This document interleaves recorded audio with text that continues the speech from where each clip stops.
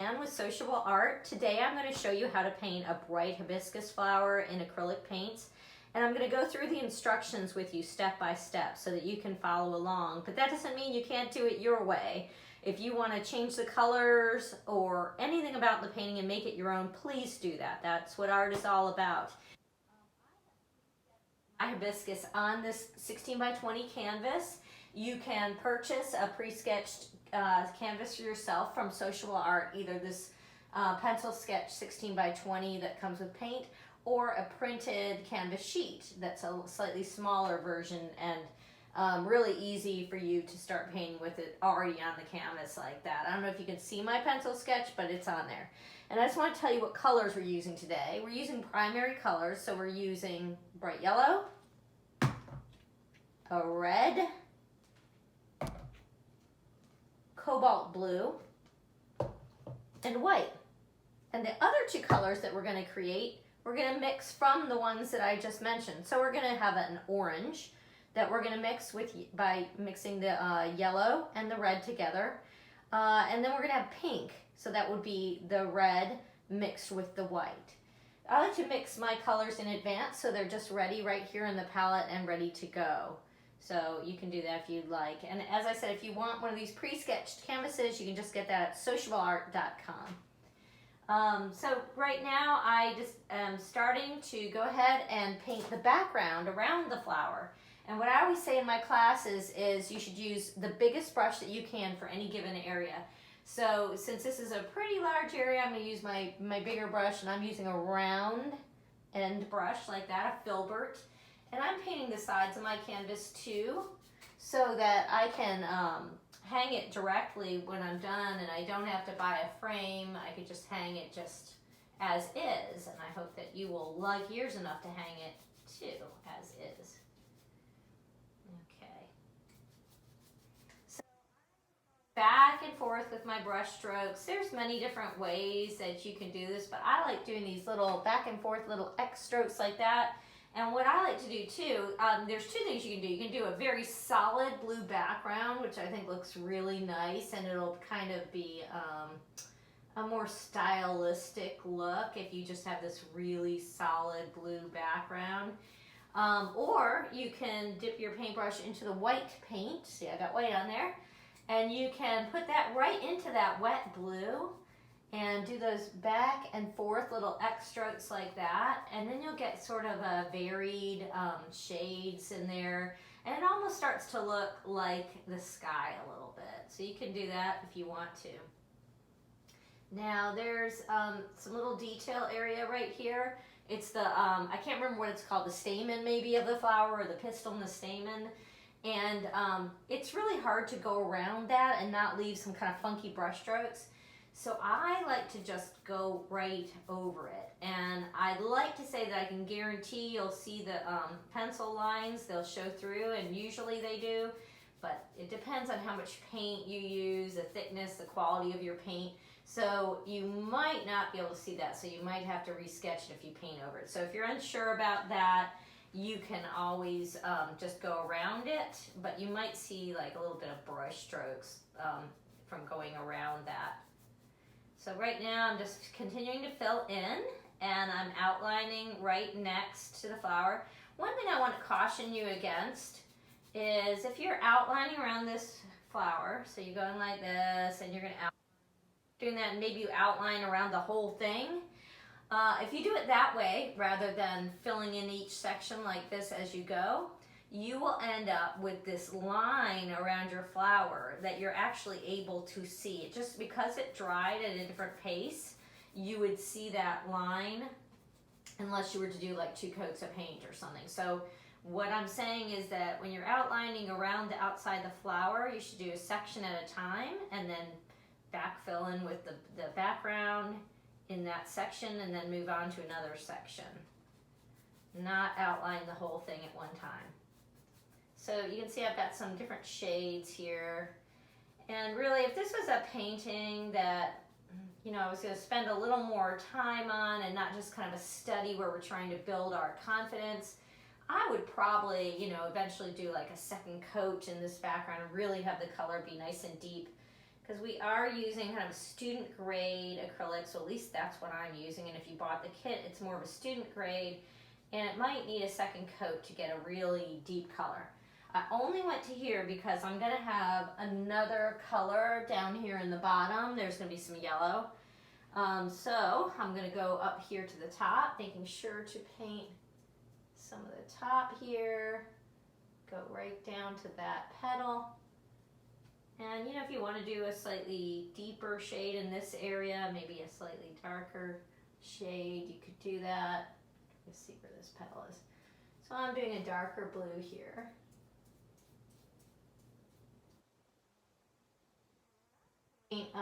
With a stretched canvas like this, I like to have the painting wrap around the sides.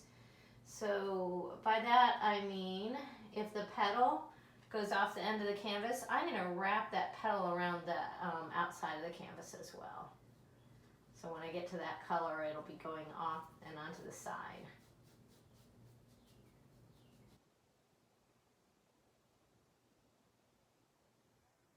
Your brush strokes, because you will see them, and so you want to make sure that either there's a direction to them, like maybe the sweep is like going like this around the flower. And sometimes if you have too many, if you don't like the look of your brush strokes, there's too many of them, you can go back and, as I said, do a second coat and maybe smooth some of those out. All right, we've got one more little area here. I don't want you to not notice this. There's this little area in here where you also have to fill in. And really, I can imagine that you might want to switch to a smaller brush to get in this area, unless you have a really fine edge to this bigger brush. So, you know, there's two different ways to use this bigger brush: flat, you know, like that, or you can turn it sideways and use the edge of it to get into those little tricky little areas.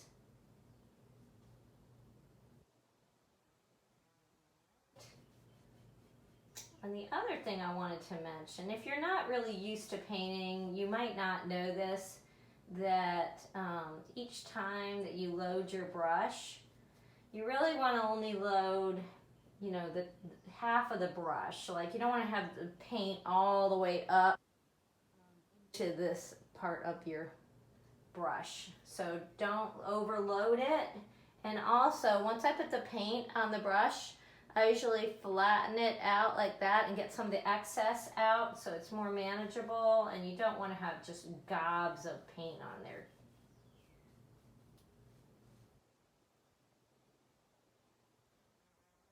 Kind of like everybody has their own style, and some people just naturally like to use a lot more paint, and then some people are very spare with their paint to the point where you can see the canvas showing through. If you're one of those people, you find that you just can't help it, you're very spare with your paint, you don't like to use a lot, you can see the canvas showing through when you paint, you could add a little water into your paint and make it a looser paint, and it will fill into the little grooves in the canvas a little more fully. Okay, I think I might want to do just a little more of this blue down here. So let's do that. And I'm going to put some yellow here, but maybe it'll go to about here. We'll have the blue, and then it will be yellow from then on.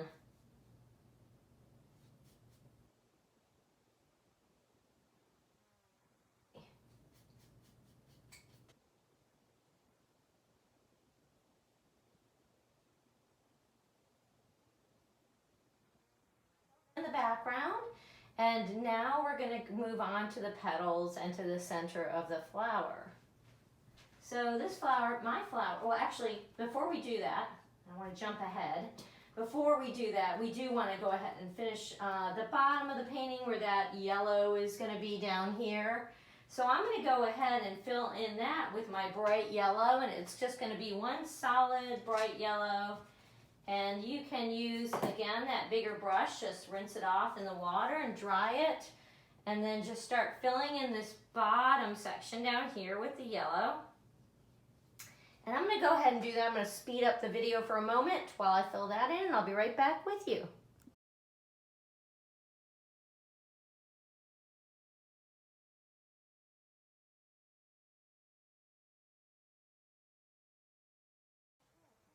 filling in the bottom with a yellow, and I did a solid yellow, but I'm adding just some little streaks down here coming up from right here in the center that what I'm doing is that I'm thinking this is a flower down here, a yellow flower. So I want to have some kind of lines in the petals. So I'm adding this white into the wet yellow, kind of just putting some streaks in there. Okay, just a little effect. And now we can move on to our flower. So we're going to have a pink flower, and what we're going to have is the darkest areas of pink are going to be on the outside. And then as we move towards the center, it's going to turn to a light pink or almost white.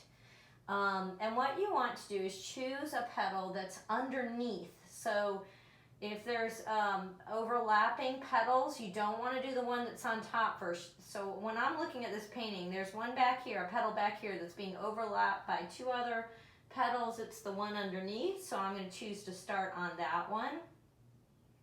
And we have pink, which was created by mixing the red with some white. And you can pause the video if you need to do that if you haven't mixed red and white yet. And I'm just taking that pink and I'm just putting it along the edge here. If your blue is wet still, you can wait till that dries because you don't want to pull that wet blue into the pink and get a purple color. Or you can use a blow dryer to dry it. Now, when I'm doing this, it is important to consider your brush strokes. I do want them to be moving towards the flower. So I mean towards the center of the flower, I should say. I'm still using the round brush, but I think it would probably be a good idea, especially if you're not used to painting, to switch to maybe a medium brush to get to the little areas on the edge of this petal, because it's very hard to do with this round brush. So if you have a brush that has a square end like that, that might be a good one to have on hand to get to this edge. But remember what I said about you don't want to outline the whole flower, the whole edge, and then go back and fill in this inside area. So I'm switching from brush to brush, and I'm doing a section of the outside, and then I'm switching to the bigger brush. And then I'm doing these brush strokes that go from the outside in.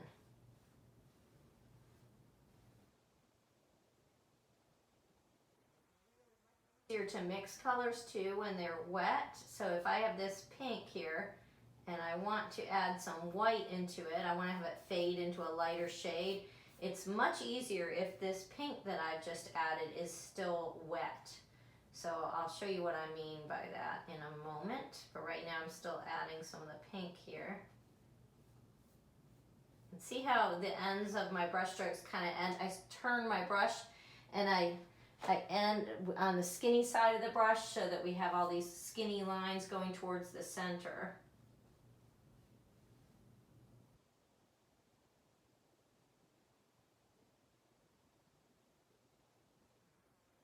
Towards the center. And then with the same brush, I'm going to add some white in here. So I've not cleaned my brush, and I've just gone and switched to the white. And I'm staying away from the pink. I've got a little pink in this white, in the white right now, just because it was in my brush already, and that's good. I want that. But I'm staying away from the wet, darker pink right now. I'm just kind of moving towards it. Okay? And then now I'm ready. I filled in most of this area. I'm going to get a little more white on my brush, and then I'm going to pull up into the pink a little. And what I'm doing is in the place where the two colors meet, the lighter shade and this darker shade, I'm kind of going back and forth. Remember those little X strokes I told you about? Well, right now I'm just kind of going back and forth just in the area where the two shades meet.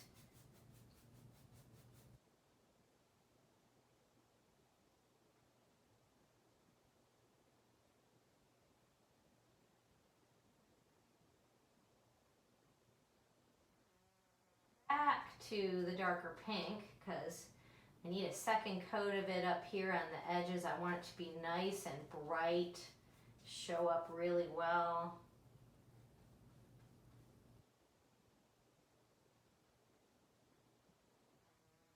More of that deeper pink shade on the ends of the flower.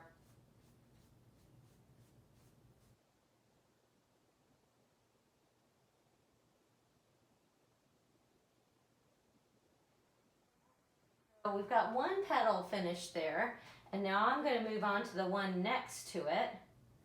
Put the bright color on the outside. And the tricky part is, how do you have this look like it's overlapping the other one without fading into it, where you can't tell that they're separate petals? And I'm going to show you how to do that. So right now I'm just adding that deep pink. Now if I were to add this deep pink right here next to this other petal, it would look like they were one petal. I would lose the definition between the two. So I'm going to switch to white. So I'm going to make this lighter area. This is white that I am using on the same brush. I did not clean the brush. And I'm running some white along there. Blend that white into the pink. So they should blend relatively well.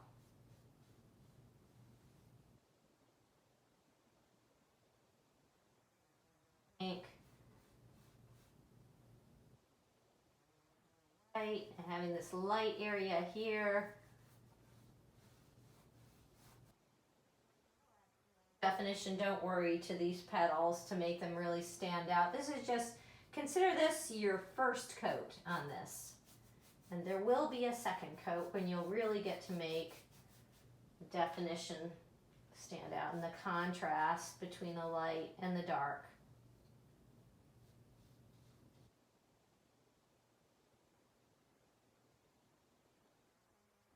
Direction of your brush strokes.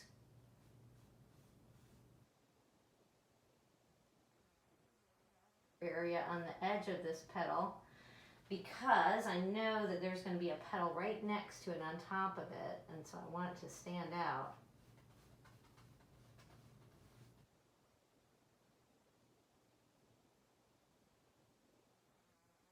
Smaller square edge brush to get this line along the edge more exact.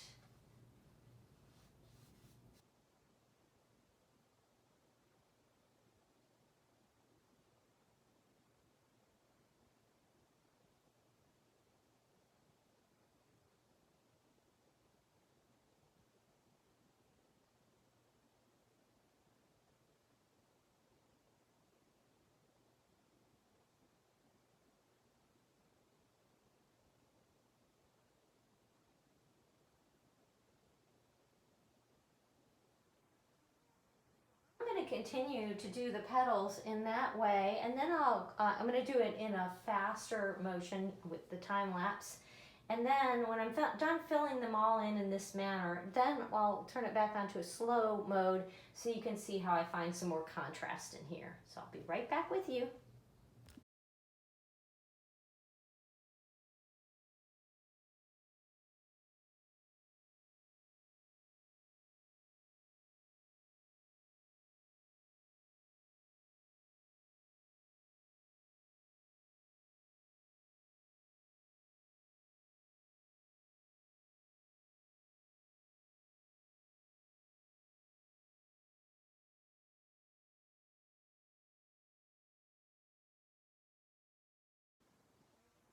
Realize I've got a little bit of explaining to do here, because the last time you saw this painting there was yellow at the bottom and now it's this kind of a greenish blue shade.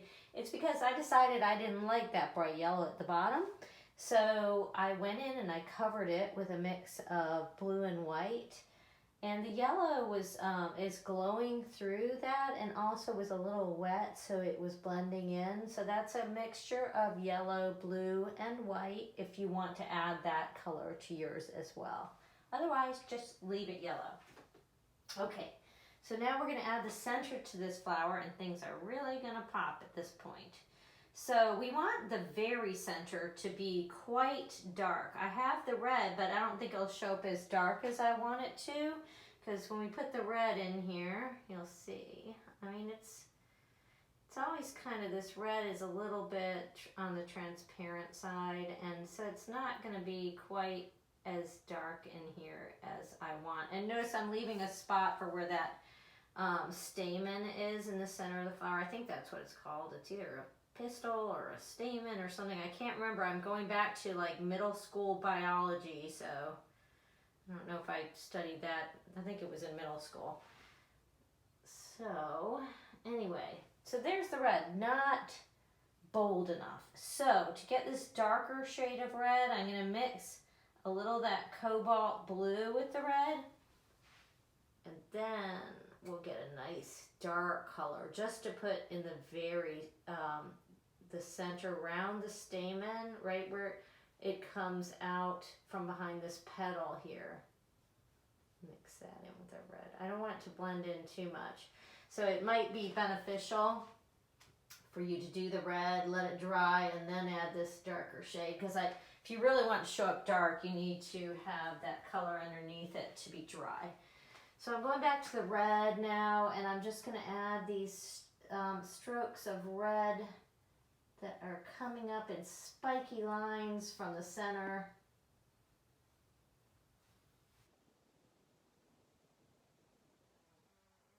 Petals, these little lines coming out, fanning out from the center.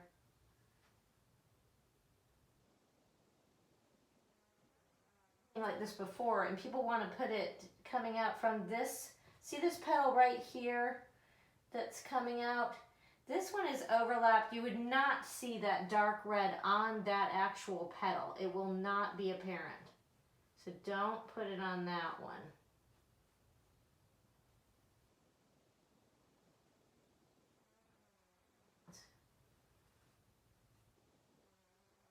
Maybe some of the lines that come out from the center will be a little bit longer, and some of them will be shorter.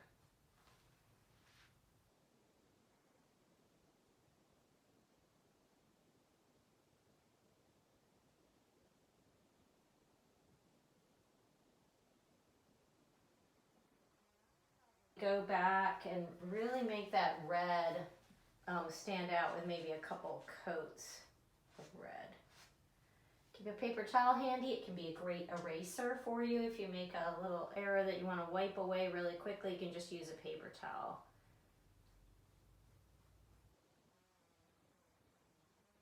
Them so easily.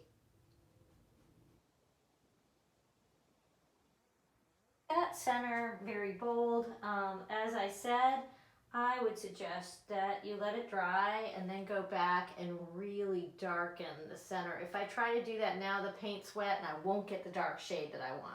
So I'm going to let that dry and go back to that later. And for now, I'll just fill in that center stamen coming out from the middle. And what I did is I used a piece of chalk to draw where it comes out on my canvas. You might not be able to see that. But I wanted to know before I went and painted it exactly where I want it to come out. You could use a pencil, but I liked using the piece of chalk. And I have this, I've created a slightly deeper shade of yellow, not that bright yellow I was using earlier. How did I create this? I just added a little teeny bit of red to my yellow, just a little bit. It doesn't take much. Whoops, I'm going to get a little more though because I'm pulling up some of the red that's still wet around here. So I have a deeper shade of yellow.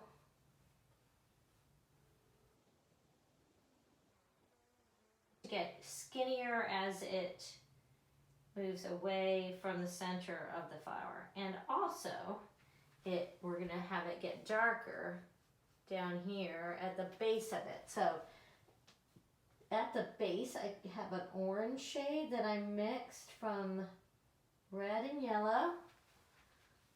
And I'm going to add that orange color coming up from the bottom because it's dark in that area. It's in the center of the flower and it's dark. So it's going to be orange there, and then it's going to turn into the yellow. And at the very tip of it, it can actually be that really bright yellow.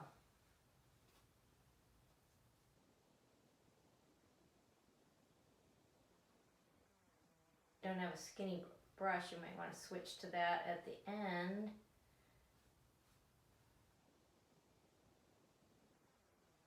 For it to be so orange there, I had a little too much in my brush.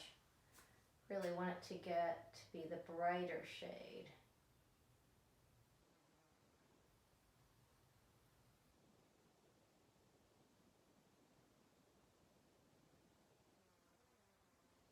You know how I said that if you're going to be painting it all, that you should invest in some nice brushes. It also makes a difference the kind of paints you use, and if you use a higher quality paint, you're just going to have so much more pigment, and you won't have to do the second coats to get the really deep color.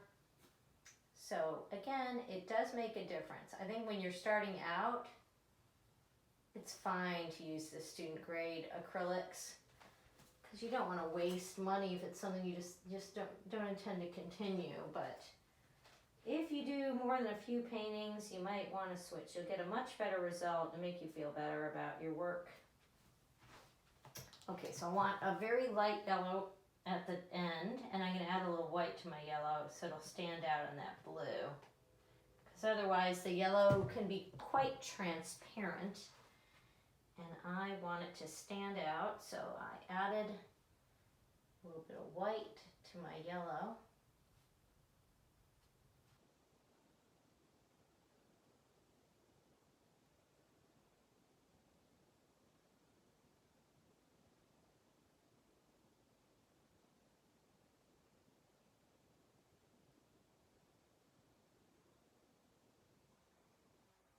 Smaller brush, I was just being lazy.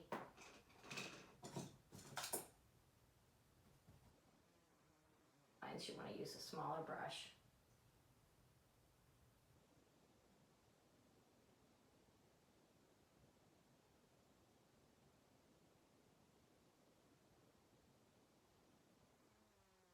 Little round things on the end here.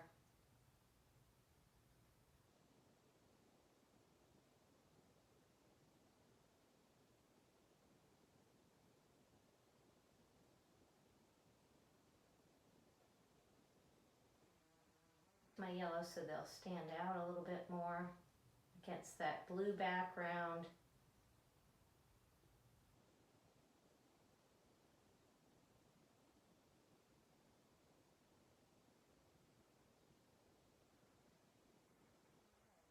There's also this little this part on the stamen that's, I'm trying to see if this picture shows it a little bit.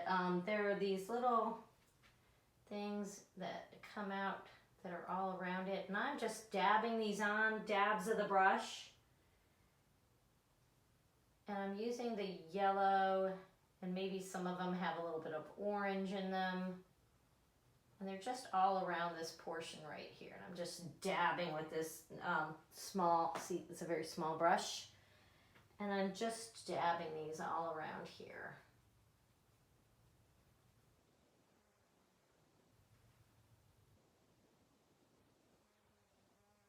Orange.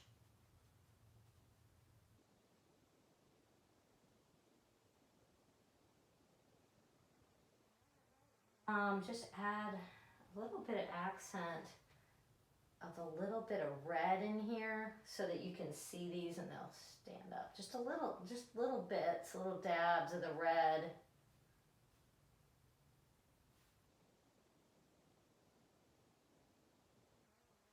I'm on top of this stalk, this stamen right in the middle. They would be on there too. Okay, and maybe even some little dabs of white in there to make them stand out.